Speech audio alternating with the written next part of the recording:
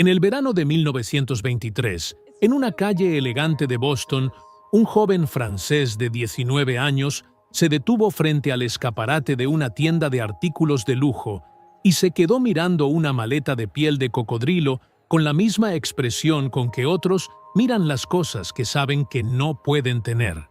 Llevaba 4 días en la ciudad preparando el partido que jugaría al día siguiente contra el equipo australiano en el Longwood Cricket Club. Y la maleta era exactamente el tipo de objeto que su familia podría haber comprado sin dificultad,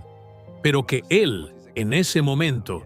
dependía de lo que su capitán de equipo decidiera hacer por él. Le dijo al capitán, con la sonrisa de alguien que convierte las apuestas en motivación: «Si gano mañana, me compras esa maleta». El capitán aceptó. Francia perdió el partido. El joven regresó a París sin la maleta, pero los periodistas americanos que habían cubierto el torneo escribieron en sus crónicas que el francés había jugado con la tenacidad de un cocodrilo, que nunca soltaba su presa, aunque lo perdiera todo, y que ese apodo le quedaba perfectamente. René Lacoste volvió a casa sin la maleta de piel y con un nombre que duraría el resto de su vida y mucho más allá de ella. Para entender cómo una apuesta perdida en una calle de Boston se convirtió en uno de los logos más reconocibles del siglo XX, tenemos que volver al año 1904, a un apartamento en el 10º distrito de París, donde nació el segundo hijo de Jean-Jules Lacoste, un empresario apasionado por el deporte, el movimiento y las ideas nuevas, que había sido campeón de remo en Francia y que dirigía los asuntos europeos de la compañía automovilística hispano-suiza, con la misma energía con que había remado en sus años de juventud. Jean-Jules Lacoste era el tipo de padre que admira el talento, pero exige la excelencia, y cuando René, a los 15 años, regresó de un viaje a Inglaterra completamente transformado por haber visto por primera vez un partido de tenis de alto nivel, Jean-Jules entendió que el problema no era el tenis, sino la escala de la ambición que ese deporte despertaba en su hijo. René quería dejarlo todo: los estudios de ingeniería que ya estaban planeados, la escuela técnica prestigiosa, la carrera previsible, para dedicarse a un deporte que en esa época todavía dividía a los jugadores entre los que habían nacido con talento y los que se esforzaban en compensarlo. Y René pertenecía claramente al segundo grupo. Jean-Jules escuchó a su hijo, consideró el asunto con la seriedad con que consideraba todas las cosas importantes y le ofreció un trato que tenía más de ingeniería que de sentimentalismo: 5 años para convertirse en el mejor jugador del mundo, y si no lo lograba, sería el padre quien decidiera el futuro del hijo.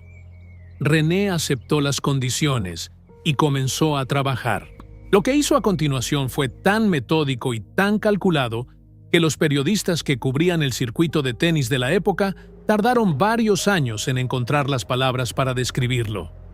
René Lacoste no tenía el físico explosivo de los grandes campeones, ni la elegancia natural con que Jean Borotra, su contemporáneo y rival, hipnotizaba al público en cada partido. Lo que tenía era algo menos vistoso y más duradero: una inteligencia analítica aplicada al juego, con una disciplina que sus propios compañeros encontraban desconcertante. Llenó cuadernos con notas sobre cada adversario al que se enfrentaba o que observaba desde la tribuna.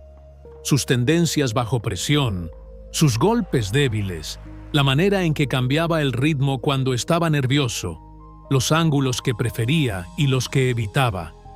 Y luego convirtió esa información en estrategia, practicando durante horas con una máquina lanzapelotas que él mismo había diseñado y construido en 1920, cuando tenía 16 años, para poder entrenar los golpes específicos que sus notas le indicaban que necesitaba mejorar. Bill Tilden, el mejor jugador americano de la época y uno de los mejores de todos los tiempos, perdió ante René Lacoste en la final del US Open de 1927 y declaró después que nunca había jugado mejor que esa tarde y que el francés era sencillamente una máquina. El New Yorker, en 1926, había escrito que Tilden al menos era humano y cometería errores, pero que Lacoste era simplemente irrazonable. En 1922, su primer año compitiendo en Wimbledon, perdió en la primera ronda.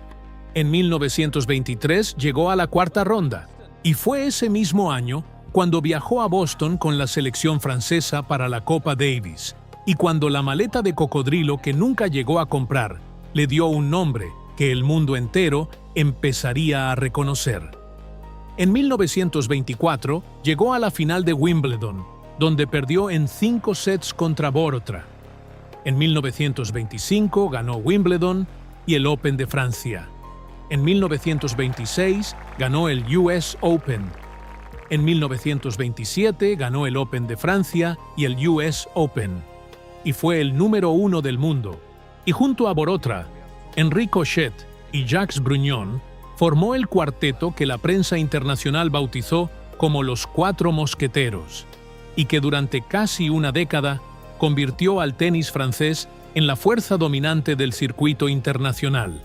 Todo eso en 5 años, exactamente el plazo que su padre le había dado, y con el rigor de quien sabe que el tiempo no es elástico. Pero hay un detalle de esos años de gloria que tiene más importancia para la historia, que viene a continuación, que cualquiera de los títulos que Lacoste acumuló.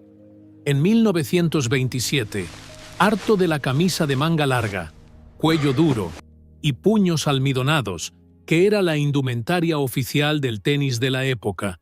una prenda diseñada para la elegancia formal y no para moverse durante 3 horas bajo el sol,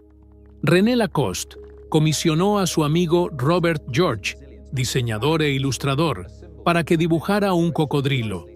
George lo hizo, un reptil pequeño, con las fauces apenas abiertas, caminando hacia la izquierda con esa solidez tranquila que tienen los animales, que no necesitan correr, porque saben que no hay nada que los amenace.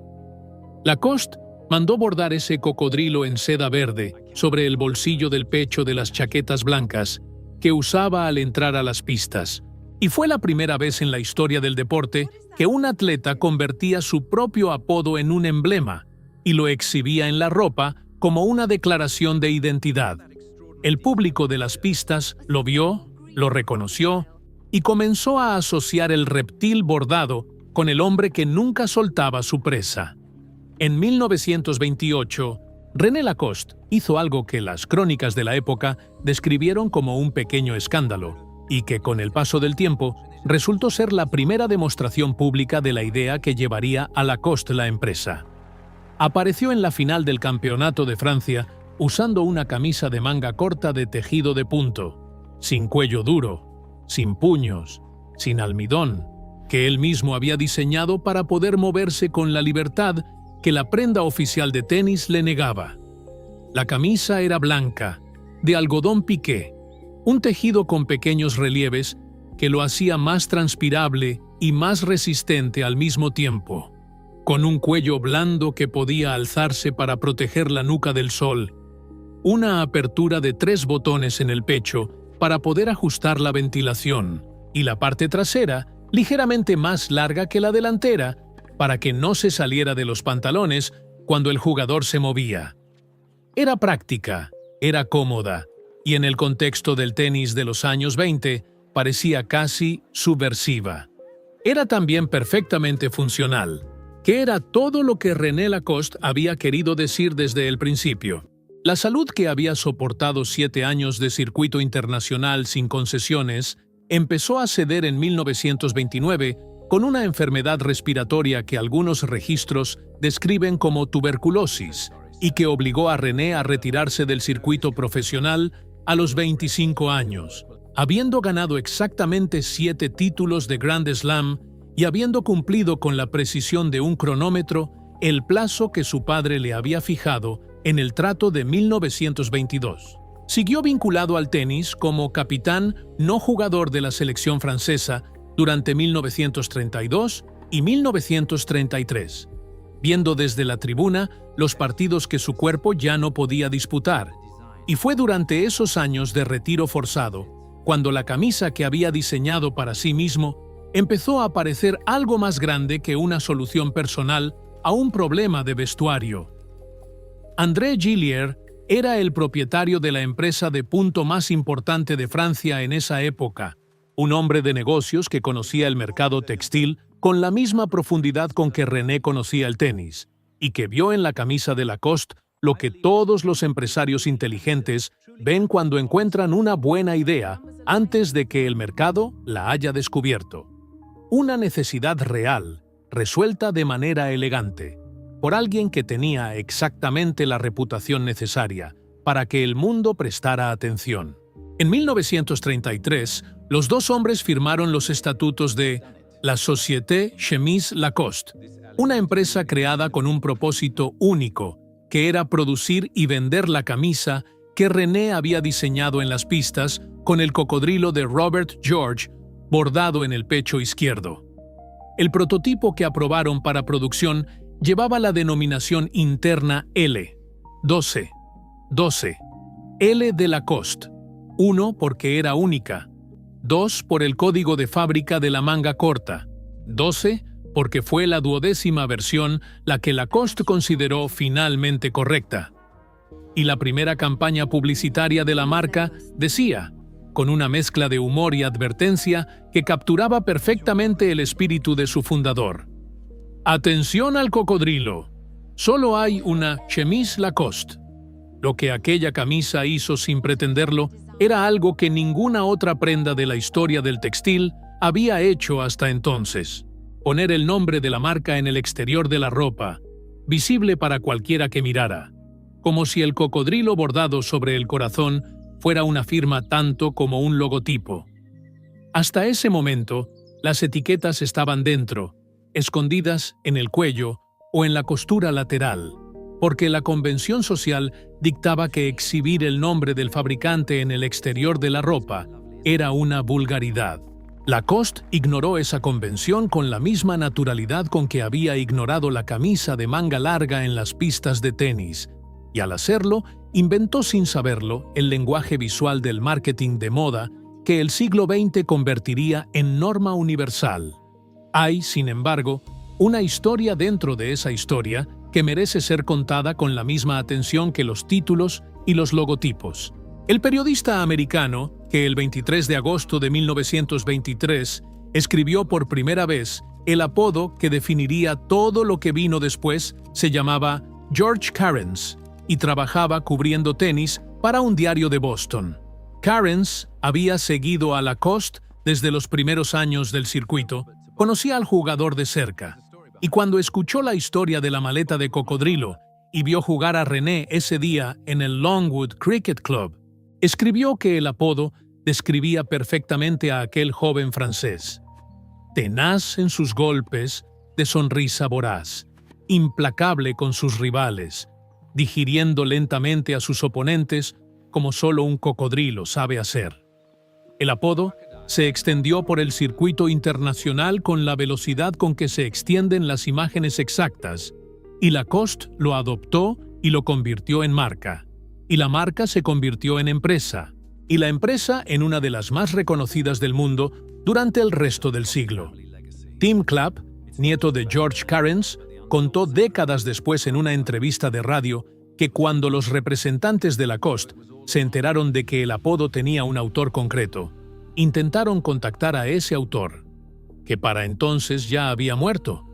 y que la familia nunca recibió ni reconocimiento formal ni compensación de ningún tipo. George Carens escribió 6 palabras en un periódico de Boston en 1923, y sin saberlo, nombró una de las marcas más vendidas de la historia. Que su nombre no aparezca en ninguna etiqueta es uno de esos pequeños detalles que la historia suele olvidar porque le quedan bien al olvido.